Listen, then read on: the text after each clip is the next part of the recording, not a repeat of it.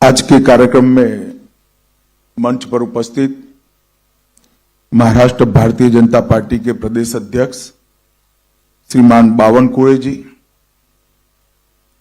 भाजपा के वरिष्ठ नेता और हमारे उप मुख्यमंत्री श्रीमान देवेंद्र फडणवीस जी, मोदी जी की मंत्रिपरिषद में मेरे साथी पीयूष गोयल जी, राव साहब दानवे पाटिल जी, मुंबई भाजपा के अध्यक्ष श्री आशीष शेलार जी, आज जिस संकल्प पत्र पर हम बात करने के लिए एकत्रित आए हैं, ये बनाने की समिति के हमारे अध्यक्ष श्री मुनगंटीवार जी, हमारे राष्ट्रीय महासचिव विनोद तावड़े जी, विनय सहस्त्रबुद्धे जी और आज यहां पर उपस्थित सभी पत्रकार छायाकार बंधु भगिनी, आप सभी का मैं मन से स्वागत करता हूं।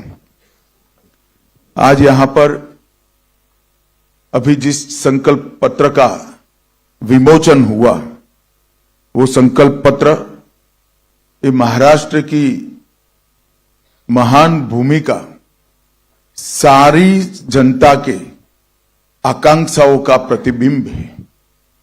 महाराष्ट्र एक प्रकार से कई युगों से हर क्षेत्र में देश का नेतृत्व कर रहा है। एक जमाने में जब जरूरत थी तब भक्ति आंदोलन की शुरुआत भी महाराष्ट्र से हुई। जब जरूरत पड़ी तब गुलामी से मुक्ति का आंदोलन भी शिवाजी महाराज ने यही भूमि से किया और जब जरूरत पड़ी तब सामाजिक क्रांति की शुरुआत भी यही महाराष्ट्र ने की। और ये महाराष्ट्र की पूरी जनता के आकांक्षाओं का प्रतिबिंब आज हमारे इस संकल्प पत्र के अंदर दिखाई पड़ता है। आज यहां पर मैं आप सबके सामने उपस्थित हूं। इस वक्त हमारे एनडीए की जो सरकार, महायुति की सरकार चल रही है, उसने किसानों का सम्मान करने की बात की है, गरीबों का कल्याण करने को जमीन पर उतारने का काम किया है, महिलाओं का स्वाभिमान बढ़ाने के लिए हम योजनाएं लेके आए हैं और विरासतों का पुनरुत्थान करने का काम भी महायुति सरकार ने किया है। मित्रों, आज मुझे बहुत खुशी है कि जब मैं अंबेडकर जी की भूमि पर खड़ा हूं, तब अभी अभी कश्मीर में जो चुनाव हुआ, आजादी के बाद पहली बार कश्मीर का चुनाव के बाद मुख्यमंत्री का शपथ अंबेडकर जी ने बताए हुए संविधान से हुआ है। इससे बड़ी श्रद्धांजलि अंबेडकर जी की वो नहीं हो सकती। धारा 370 हटने के बाद पहली बार कश्मीर में भारत के संविधान की शपथ लेकर सरकार बनाने का काम हुआ और इसका पूरे देश को आज नाज है। हमने इस संकल्प पत्र के माध्यम से महापुरुषों की परंपराओं को, सांस्कृतिक विरासत को आगे बढ़ाने के संकल्प भी रखे हैं। अराजकता फैलाकर विकास के नाम पर विफल राज देने वालों की विफलताओं से बोध लेते हुए मजबूत, समृद्ध और सुरक्षित महाराष्ट्र कैसे हो, इसका भी इसके अंदर आपको योजना दिखाई पड़ेगी। आज चुनाव में हमारा मुकाबला अघाड़ी से है। मैं निश्चित रूप से कहना चाहता हूं कि अघाड़ी की सारी योजनाएं सत्ता के लालच में तुष्टीकरण की है, विचारधाराओं का अपमान करने वाली है और महाराष्ट्र की संस्कृति से छल कर केवल सत्ता प्राप्ति के लिए आगे बढ़ने वाली विचारधारा है। मित्रों, मुझे गत चुनाव का परिणाम याद है। आज मैं महाराष्ट्र की जनता के सामने कहने आया हूं कि आप लगातार तीसरी बार महायुति की सरकार को आपका मैंडेट दीजिए। पहली बार 2014 में महाराष्ट्र की जनता ने महायुति को मैंडेट दिया, भारतीय जनता पार्टी के नेतृत्व में महायुति की सरकार बनी।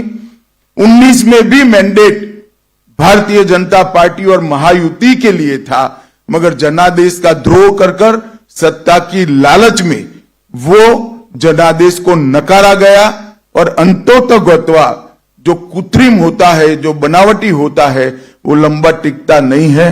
वो सरकार गिरी और फिर से महायुति की सरकार बनी। महायुति एक मुश्त होकर, एकजुट होकर मोदी जी के नेतृत्व में सिद्धांतों के आधार पर महाराष्ट्र का कल्याण करने के लिए आगे बढ़ रही है। और अघाड़ी की सरकार बनाने का जो लोग दावा कर रहे हैं, उनका चुनाव अभियान भी आंतरिक विरोधाभासों से घिरा हुआ है। मैं आज इस मंच से उद्धव ठाकरे जी को पूछना चाहता हूं, क्या वो कांग्रेस के नेता राहुल गांधी को इतनी विनती कर सकते हैं कि वीर सावरकर के लिए 2 अच्छे शब्द बोल दे? क्या कांग्रेस का कोई नेता सम्माननीय बाला साहब ठाकरे के सम्मान में 2 वाक्य अच्छे बोल सकता है क्या? ये अंतर विरोध के बीच में अघाड़ी की सरकार बनाने का स्वप्न लेकर जो लोग निकले हैं, उनको महाराष्ट्र की जनता जान ले, ये बहुत जरूरी है। भारतीय जनता पार्टी जब संकल्प लेकर आती है, संकल्प पत्र लेकर आती है, हमारे संकल्प पत्थर पर की लकीर होती और पूरे देश ने देखा है, चाहे राज्य हो, केंद्र हो, भारतीय जनता पार्टी की सरकार, एनडीए की सरकार, महायुति की सरकार जब जब बनी, हमारे संकल्पों को सिद्धि में परिवर्तित करने का काम हमने प्रयास पूर्वक किया। कोई नहीं मानता था कि धारा 370 का वादा समाप्त हो जाएगा, इस देश से धारा 370 चली जाएगी, मगर आज धारा 370 को समाप्त करने का काम मोदी जी के नेतृत्व में एनडीए सरकार ने किया। कोई नहीं मानता था इस देश में सीएए आएगा, कोई नहीं मानता था इस देश में यूसीसी की शुरुआत हो सकती है, कोई नहीं मानता था कि इस देश के अंदर ट्रिपल तलाक समाप्त हो जाएगा, कोई नहीं मानता था इस देश में राम जन्मभूमि का मंदिर 550 साल के बाद सम्मान के साथ राम जन्म के स्थान पर ही भव्य मंदिर दिखाई पड़ेगा। इसके साथ साथ हमने वादा किया था समृद्ध भारत का। 11वें अर्थतंत्र से हमने 10 साल के अंदर ही देश के अर्थतंत्र को 5वें नंबर पर पहुंचा है और हमारा वादा है कि 27 में हम भारत को 3रे नंबर का अर्थतंत्र बनाएंगे। इस वादे की ओर हम तेजी के साथ आगे बढ़ रहे हैं। 60 करोड़ गरीबों को घर, बिजली, गैस, शौचालय, पीने का पानी, मुफ्त अनाज और मुफ्त इलाज, ये देने का काम भी हमने किया है। और दूसरी ओर अघाड़ी है, कांग्रेस के अध्यक्ष ने भी कहना पड़ता है कि कांग्रेस के जब वादा करे तो सोच समझ कर करे, क्योंकि वादा पूरा नहीं करते हो और मुझे जवाब देना पड़ता है। हमारे सामने हिमाचल का उदाहरण है, कांग्रेस वादों से मुकरी है। तेलंगाना का उदाहरण है, कांग्रेस वादों से मुकरी है। कर्नाटक का उदाहरण है, कांग्रेस वादों से मुकरी है। ये अघाड़ी के वादों के विश्वसनीयता पाताल से नीचे गई है और युति के वादों पर पूरे देश की जनता को भरोसा है, भारत की जनता को भी भरोसा है।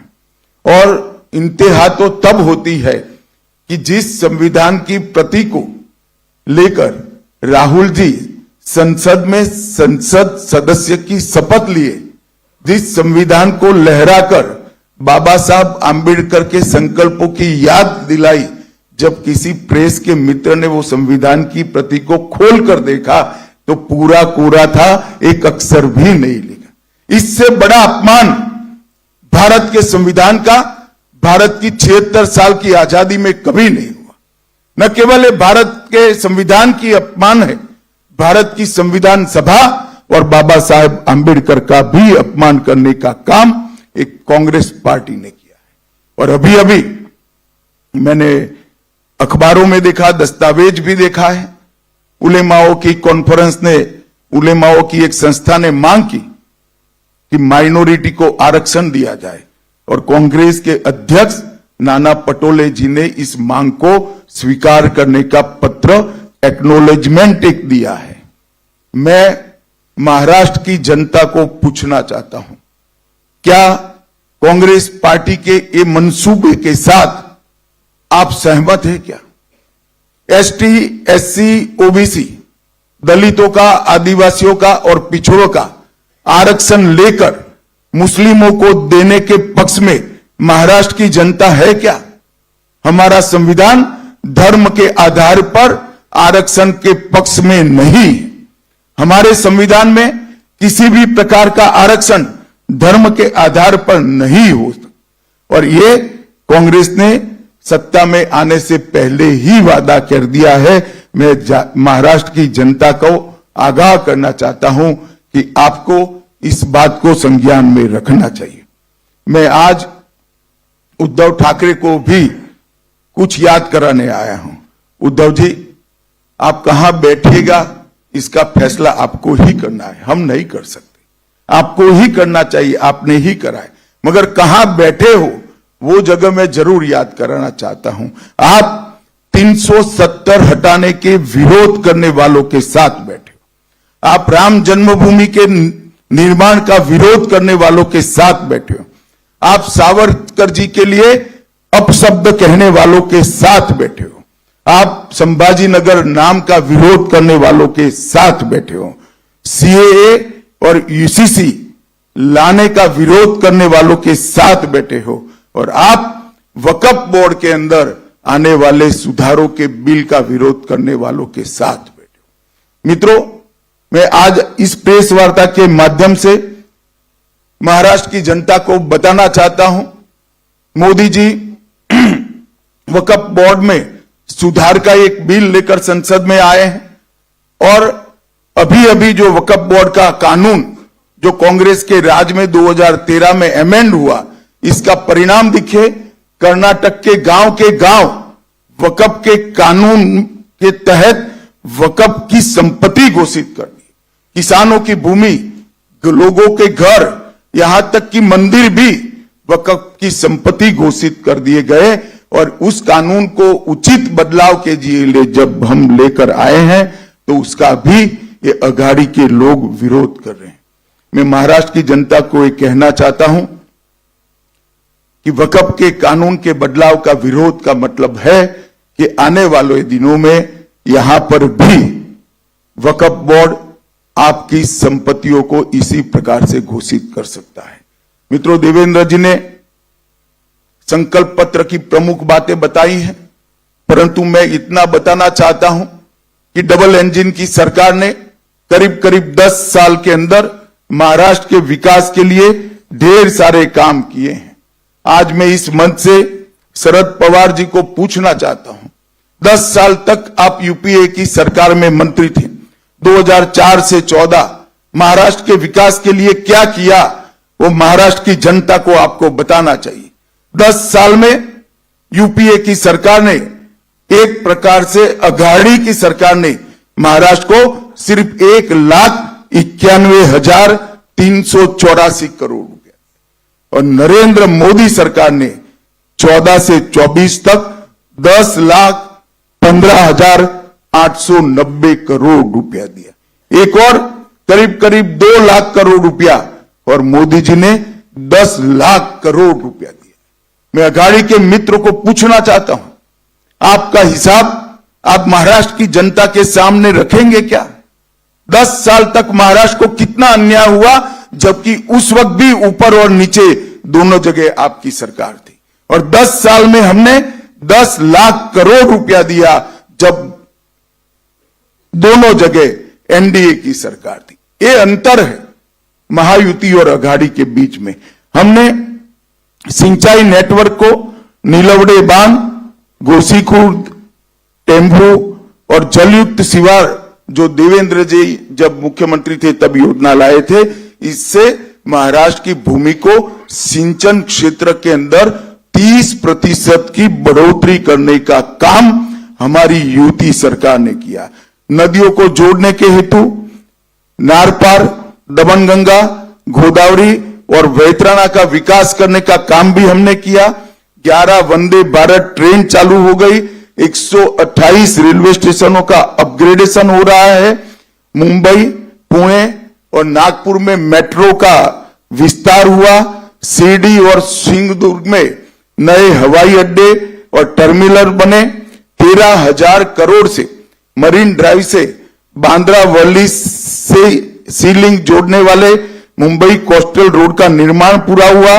वासी पुल का विस्तारीकरण हुआ। मेट्रो फेज 1 का निर्माण समाप्त हुआ।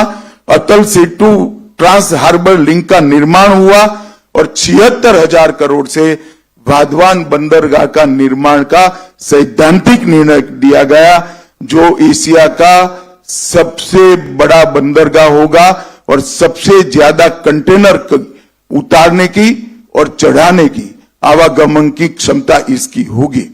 और बैनगंगा नलगंगा इंटरलिंक परियोजना, घोसी खुर्द परियोजना, जो लगभग 63 टीएमसी पानी को मोड़कर विदर्भ में नागपुर, वर्धा, अमरावती, यवतमाल, अकोला और बुलढाना जिले के 3,71,000 हेक्टेयर भूमि को सिंचित करने का काम करेगी। इससे विदर्भ की प्यासी धरती को बहुत बड़ा फायदा होने वाला है और ये 85,000 करोड़ की योजना अगले 10 साल में हम इसको पूरी करेंगे। 2200 करोड़ से खड़कवासला बांध से फुरसुंगी तक 34 किलोमीटर सुरंग बनाकर हमने एक बड़ा साहस करने का निर्णय किया है। 24 में सोलापुर हवाई अड्डे का उद्घाटन हुआ। पुणे और कोल्हापुर में नए टर्मिनल बने और पालघर जिले में बहुउद्देशीय बंदरगाह बनाने का भी हमने निर्णय किया। 13,000 करोड़ के निवेश से 2800 मेगावाट की संयुक्त क्षमता वाले 2 पंप हाइड्रो स्टोरेज प्रोजेक्ट शुरू हमने किए और सिरवाटा पुणे 1800 मेगावाट और भीवपुरी रायगढ़ में 1000 मेगावाट की योजनाओं को भी हम लेकर आए। इसके अलावे आज एक प्रचार हो रहा है कि महाराष्ट्र में इन्वेस्टमेंट नहीं आ रहा है। मैं अघाड़ी के मित्रों को याद कराना चाहता हूं, जब अघाड़ी की सरकार कुछ समय के लिए चली तब महाराष्ट्र इन्वेस्टमेंट में फिसल रहा था। महाराष्ट्र एफडीआई इन्वेस्टमेंट में 4थे नंबर तक फिसल गया था। हमारी सरकार बनने के बाद, एकनाथ शिंदे जी और देवेंद्र जी और अजित दादा की सरकार बनने के बाद दोनों वर्ष में हाईएस्ट एफडीआई अगर कोई एक राज्य के अंदर आया है तो वो महाराष्ट्र में आया है। वो आपको याद होना चाहिए। शरद पवार जी जिस प्रकार के वादे करते हैं और जिस प्रकार के मुद्दे खड़े करते हैं, इसका सच्चाई से किलोमीटरों तक कोई संबंध नहीं होता। झूठे आरोप कर एक विमर्श खड़ा कर एक नकली जनादेश लेने का आपका जो आदत है वो इस बार सफल नहीं होने वाला है। इस बार महाराष्ट्र की जनता महायुति के पक्ष में खड़ी है। मित्रों, संकल्प पत्र लेकर जो हम आए हैं, वो संकल्प पत्र में देवेंद्र जी ने 25 मुद्दे, प्रमुख मुद्दे आप लोगों के सामने रखे हैं। लाडली बहन योजना, इसको हम बढ़ोतरी कर रहे हैं। वृद्धावस्था पेंशन का बढ़ोतरी कर रहे हैं। किसानों के लिए ऋण माफी और किसान सम्मान निधि को 12,000 से बढ़ाकर 15,000 कर रहे हैं। मूल्य स्थिरीकरण कोष के माध्यम से हम महंगाई को काबू करेंगे और 10 लाख प्रतिभावान छात्रों को मासिक 10,000 का मानदेय उनके आगे के अवसर के लिए देंगे। 45,000 गांवों में रास्ते बनाने का काम किया जाएगा। आशा वर्कर और आंगनवाड़ी कार्यकर्ताओं का बीमा कवरेज भी किया जाएगा और उनका मासिक वेतन 15,000 तक बढ़ाया जाएगा। वीज बिल में 30% कपात सौर ऊर्जा और अक्षय ऊर्जा पर से भर दिया जाएगा और 2028 तक महाराष्ट्र की इकोनॉमी को $1 ट्रिलियन की अर्थव्यवस्था करने का लक्ष्य हमारी यूपी सरकार ने रखा है। मैं विश्वास दिलाना चाहता हूं महाराष्ट्र की जनता को कि $5 ट्रिलियन का जो मोदी जी ने लक्ष्य रखा है, इसकी पूर्ति महाराष्ट्र के $1 ट्रिलियन के इकोनॉमी के लक्ष्य से होने वाले ही। मेक इन महाराष्ट्र नीति के तहत भारत के प्रमुख उत्पादक राज्य के रूप में महाराष्ट्र को हम प्रस्थापित करेंगे। देश का पहला समर्पित AI विश्वविद्यालय उसकी स्थापना की जाएगी। नागपुर, पुणे, संभाजीनगर, अहिल्यानगर, नासिक को आधुनिक एरोनॉटिकल और स्पेस उत्पादन के केंद्र बनाए जाएंगे और किसानों की आय बढ़ाने के लिए ढेर सारे उपाय भी हम लेकर आए हैं, जिसमें उर्वरकों पर SGST में से छूट और जो SGST है वो सब्सिडी के रूप में वापस दिया जाएगा। सोयाबीन के लिए प्रति क्विंटल 6,000 का MSP हम सुनिश्चित करेंगे और सोयाबीन को प्रोसेसिंग के लिए समर्पित मूल्य श्रृंखला सोयाबीन उत्पादित करने वाले क्षेत्रों के अंदर स्थापित की जाएगी। मोदी जी ने लखपति दीदी का एक कंसेप्ट रखा है, उसको आगे बढ़ाते हुए हमारी सरकार 50 लाख लखपति दीदियां सिर्फ महाराष्ट्र में खड़ी करेगी। इसके लिए 500 स्वयं सहायता समूहों को और कई औद्योगिक क्लस्टर का निर्माण किया जाएगा और इसके लिए 1,000 करोड़ का रिवॉल्विंग फंड दिया जाएगा। अक्षय अन्न योजना के तहत प्रति माह मुफ्त राशन में चावल, ज्वार, मूंगफली, तेल, नमक, हल्दी, सरसों, जीरा और मसाले इस सबको समाहित किया जाएगा और कौशल जनगणना का देश में सबसे पहला प्रयोग हम महाराष्ट्र में करेंगे। स्किल की जनगणना कर जिस युवाओं के अंदर स्किल है, टैलेंट है, उनको उचित जगह पे उनको प्लेसमेंट कराने के लिए एक नई मशीनरी हम खड़े करेंगे।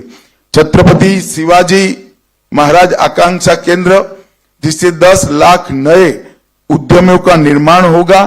अनुसूचित जातियों, जनजातियों, पिछड़े वर्ग के उद्यमियों के व्यवसाय के लिए 15 लाख तक के ब्याज मुक्त ऋण और इसकी गारंटी भी महाराष्ट्र सरकार लेगी और OBC, SC, BC, EWS, NT और VJNT के पात्र विद्यार्थियों को शिक्षा शुल्क और परीक्षा शुल्क से पूर्णतया मुक्ति दे दी जाएगी। महाराष्ट्र में कई प्राचीन और ऐतिहासिक किले हैं जो राज्य के गौरव के प्रतीक है, एक महान संघर्ष के प्रतीक है और एक किला विकास प्राधिकरण बनाकर हम इसके संरक्षण और संवर्धन की भी नीति लेकर आएंगे और वरिष्ठ नागरिकों के लिए प्राथमिकता नीति अपनाई जाएगी, जिसमें आधार सक्षम सेवा वितरण को लागू किया जाएगा। जबरन और धोखाधड़ी से और लोभ से धर्मांतरण के खिलाफ कठोर कानून लाया जाएगा और कृषि और मानव बस्ती के क्षेत्रों में पशुओं से क्रॉप का जो हानि होता है उसको रोकने के लिए AI, ड्रोन और रेडियो कॉलर जैसी आधुनिक तकनीक का उपयोग किया जाएगा। भाई और बहनों, इस संकल्प पत्र महाराष्ट्र के हर वर्ग के, हर भौगोलिक क्षेत्र के और हर आयु वर्ग के, सामाजिक वर्ग के और आयु वर्ग के लोगों से सुझाव लेकर प्राप्त किया है, सुझाव प्राप्त कर बनाया गया है। ये एक प्रकार से समग्र महाराष्ट्र की जनता की आकांक्षाओं का प्रतिघोष है और मैं फिर से एक बार कहना चाहता हूं, महाराष्ट्र में जब जब युति की सरकार आती है, भाजपा के नेतृत्व में सरकार बनती है, महाराष्ट्र आगे बढ़ता हुआ दिखाई पड़ता है और जब जब अघाड़ी की सरकार आती है तब तब महाराष्ट्र में केवल और केवल राजनीति होती है। महाराष्ट्र के युवाओं को आगे बढ़ाने के लिए, महाराष्ट्र को राष्ट्र का, देश का प्रमुख राज्य बनाने के लिए और हर क्षेत्र में देश में महाराष्ट्र को सर्वप्रथम बनाने के लिए मैं अपील करने आया हूं महाराष्ट्र की जनता को कि आप मोदी जी के नेतृत्व में महायुति का साथ दीजिए। भारतीय जनता पार्टी, शिवसेना और NCP अजीत दादा को आपका समर्थन दीजिए। कमल फूल धनुष बाण और घड़ी पर अपना कीमती वोट देकर महाराष्ट्र के विकास में आप सहभागी बनिए, यही मेरी महाराष्ट्र की जनता से प्रार्थना है। धन्यवाद। वंदे मातरम।